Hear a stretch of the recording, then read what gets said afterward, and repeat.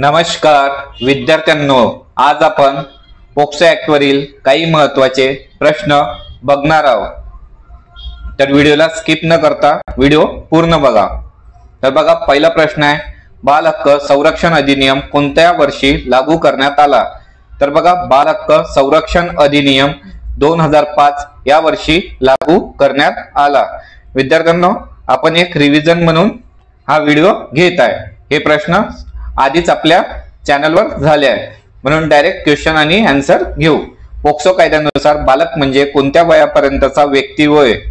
तर बघा, पोक्सो कायद्यानुसार बालक म्हणजे 18 वर्षा वयापर्यंतचा व्यक्ती आहे। पोक्सो कायद्यानुसार बालक म्हणजे 18 वर्षापर्यंतचा व्यक्ती होय। क्वेश्चन नंबर 3 आहे, पोक्सो अंतर्गत कोणत्या विभागात बालकांसाठी फास्ट ट्रॅक कोर्टची तरतूद आहे?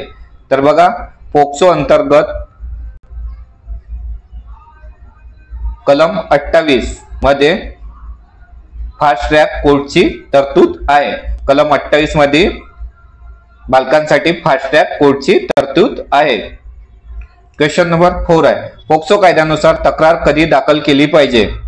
तर बघा, पोक्सो कायद्यानुसार तक्रार ही घटना घडल्यानंतर त्वरित दाखल केली पाहिजे। पोक्सो कायद्यानुसार तक्रार ही घटना घडल्यानंतर त्वरित दाखल केली पाहिजे। क्वेश्चन नंबर 5 आहे, पोक्सो कायद्याअंतर्गत FIR नोंदवताना बालकाची कोणती माहिती गुप्त ठेवली जाते? तर बघा, पोक्सो कायद्याअंतर्गत FIR नोंदवताना बालकाचे नाव, बालकाचा पत्ता, बालकाची जन्मतारीख म्हणजे वरीलपैकी सर्व माहिती ही गुप्त ठेवली जाते। क्वेश्चन नंबर 6 आहे, पोक्सो कायद्यानुसार कोणत्याही बालकावर लैंगिक अत्याचार करणाऱ्या व्यक्तीला किती वर्षे शिक्षा होऊ शकते? तर बघा, याचा आन्सर आहे 10 वर्षे, काही गंभीर प्रकरणामध्ये 10 वर्षे। पोक्सो कायद्यानुसार कोणत्याही बालकावर लैंगिक अत्याचार करणाऱ्या व्यक्तीला 10 वर्षे शिक्षा होऊ शकते। क्वेश्चन नंबर 7 आहे, पोक्सो अंतर्गत बालकावर जबरदस्तीने कोणत्याही प्रकारची प्रतिकार्यता लादणे हा कोणता अपराध आहे? तर बघा, पोक्सो कायद्याअंतर्गत बालकावर जबरदस्तीने कोणत्याही प्रकारची प्रतिकार्यता लादणे हा लैंगिक अत्याचार आहे। आणि विद्यार्थ्यांनो, पोक्सोचा फुल फॉर्म सांगा। पोक्सोचा काय फुल फॉर्म आहे हे तुम्ही मला कमेंट मध्ये सांगा। पोक्सोचा फुल फॉर्म मी आधीच घेतला आहे। पोक्सो कायद्यानुसार बालकांची गोपनीयता राखण्याचे कोणाचे कर्तव्य आहे? तर बघा, याचे आन्सर आहे पत्रकारांचे। पोक्सो कायद्यानुसार बालकांची गोपनीयता राखणे हे पत्रकारांचे कर्तव्य आहे। क्वेश्चन नंबर 9 आहे, पोक्सो अंतर्गत गुन्ह्यांची तपासणी कोणत्या अधिकाऱ्याद्वारे केली जावी? तर बघा, पोक्सो अंतर्गत गुन्ह्यांची तपासणी ही महिला पोलीस अधिकाऱ्यांकडून केली जावी। क्वेश्चन नंबर 10 आहे, बाल हक्क संरक्षण आयोगाच्या अध्यक्षाची नियुक्ती कोण करतो? तर बघा, बाल हक्क संरक्षण आयोगाच्या अध्यक्षाची नियुक्ती ही राष्ट्रपती करतात। कोण करते? राष्ट्रपती।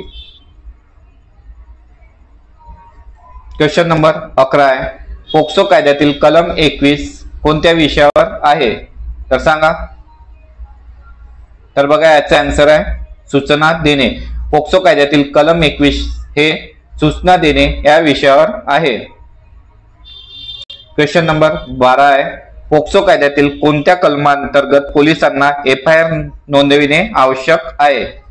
तर बघा, याचा आन्सर आहे कलम 19। पोक्सो कायद्यातील कलम 19 कलमांतर्गत पोलिसांना FIR नोंदवणे आवश्यक आहे। क्वेश्चन नंबर 13 आहे, पोक्सो अंतर्गत शिक्षेची सुनावणी कोणत्या कोर्टात केली जाते? तर बघा, पोक्सो अंतर्गत शिक्षेची सुनावणी ही फास्ट ट्रॅक कोर्ट या कोर्टात केली जाते। क्वेश्चन नंबर 14 आहे, पोक्सो कायद्याअंतर्गत तक्रार दाखल करण्याची मर्यादा किती आहे? तर बघा विद्यार्थ्यांनो, पोक्सो कायद्याअंतर्गत तक्रार दाखल करण्याची मर्यादा आहेच नाही, तुम्ही कधी पण तक्रार दाखल करू शकता।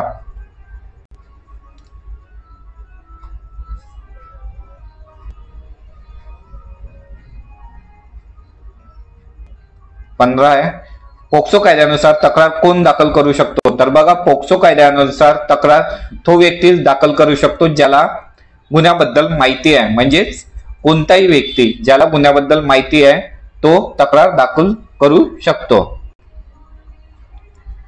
क्वेश्चन नंबर 16 आहे,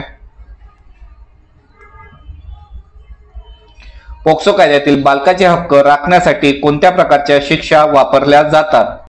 तर बघा पोक्सो कायद्यातील बालकाचे हक्क राखण्यासाठी कठोर शिक्षा वापरल्या जातात। क्वेश्चन नंबर 17 आहे, पोक्सो अंतर्गत अपराध नोंदविण्यासाठी कोणता फोन क्रमांक वापरावा? तर बघा याचे आन्सर आहे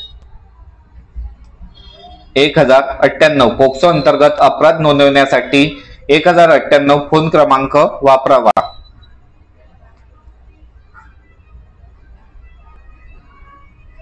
पोक्सो कायद्यानुसार लैंगिक अत्याचाराची तक्रार करणाऱ्या बालकाला कोणत्याही प्रकारची जबरदस्ती करू नये असे कोणत्या कलमात म्हटले आहे? तर बघा याचा आन्सर आहे सी, कलम 23। पोक्सो कायद्यानुसार लैंगिक अत्याचाराची तक्रार करणाऱ्या बालकाला कोणत्याही प्रकारची जबरदस्ती करू नये असे कलम 23 मध्ये सांगितले आहे। क्वेश्चन नंबर 19 आहे, पोक्सो अंतर्गत तपासणी किती दिवसात पूर्ण करणे आवश्यक आहे? तर बघा पोक्सो अंतर्गत तपासणी 90 दिवसात पूर्ण करणे आवश्यक आहे। किती दिवसात करावी लागते तपासणी? 90 दिवसात मॅक्झिमम डेजचा टाइम आहे। क्वेश्चन नंबर 20 आहे, बाल हक्क संरक्षण अधिनियम कोणत्या मंत्रालयाच्या अंतर्गत येतो? तर बघा बाल हक्क संरक्षण अधिनियम हा महिला व बालविकास मंत्रालयाच्या अंतर्गत येतो आणि महिला व बालविकास मंत्री कोण आहे हे तुम्ही मला कमेंट मध्ये सांगा।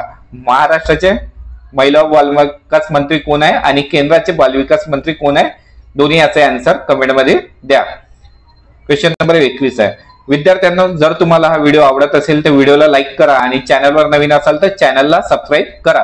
तसेच आपला टेलिग्राम आणि व्हॉट्सअप ग्रुप सुद्धा जॉईन करून घ्या, तिथे तुम्हाला सर्व महत्त्वाचे अपडेट्स मिळत राहतील। ठीक आहे।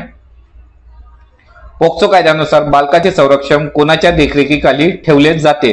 तर बघा याचा आन्सर आहे बाल कल्याण समिती। पोक्सो कायद्यानुसार बालकांचे संरक्षण बाल कल्याण समितीच्या देखरेखीखाली ठेवले जाते। क्वेश्चन नंबर 22 आहे, पोक्सो कायद्यानुसार तपासणीत कोणती व्यक्ती सहभागी असावी? तर बघा पोक्सो कायद्यानुसार तपासणीत महिला पोलीस अधिकारी सहभागी असाव्यात। क्वेश्चन नंबर 23 आहे, पोक्सो अंतर्गत कोणता अपराध गंभीर मानला जातो? तर बघा बालकांच्या खाजगी भागांना स्पर्श करणे, बालकाच्या खाजगी भागांना स्पर्श करणे हे पोक्सो हा अपराध गंभीर मानला जातो। पोक्सो अंतर्गत बालकांच्या खाजगी भागांना स्पर्श करणे हा अपराध गंभीर मानला जातो। क्वेश्चन नंबर 24 आहे,